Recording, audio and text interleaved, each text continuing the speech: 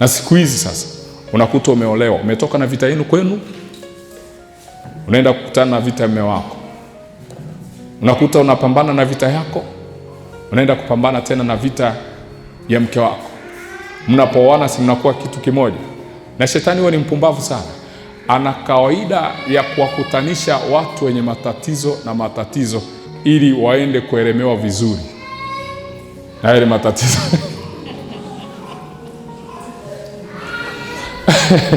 Tumsifu Yesu Kristo.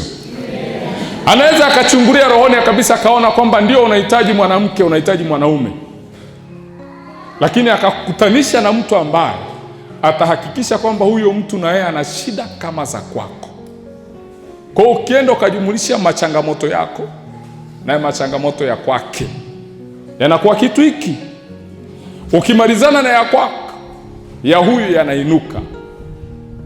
Wazee wa zamani walikuwa na utaratibu mzuri sana, ingawa walikuwa wanajua kilichokuwepo, hata kama pengine hawakuwa na uelewa mwingine kiasi hicho. Lakini angalia, kijana alipokuwa akitaka kuoa au kuolewa, walikuwa wanachunguza kwanza mji, kwamba mji huu ni mzuri au mji huu una changamoto.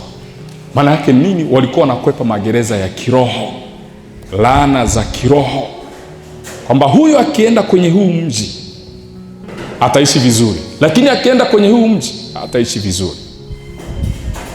Nini walichokuwa wanaangalia? Walikuwa wanaangalia mazuio ya rohoni. Kuna wengine leo, kutokufanikiwa kwetu sio kwamba hatufanyi kazi. Kutokufanikiwa kwetu kunatokana na mazuio na viapo vya rohoni.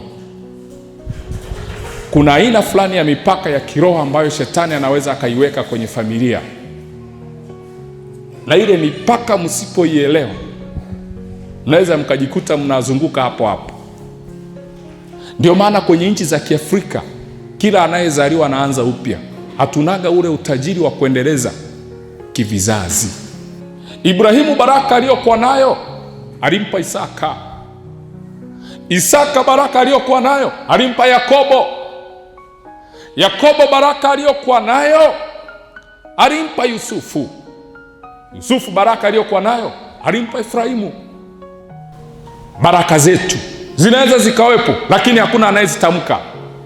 Ndio maana tuna wanawake na wanaume ambao kila siku kazi yao ni kutamka laana, kushindwa, mahangaiko, mateso kwenye vizazi vyao.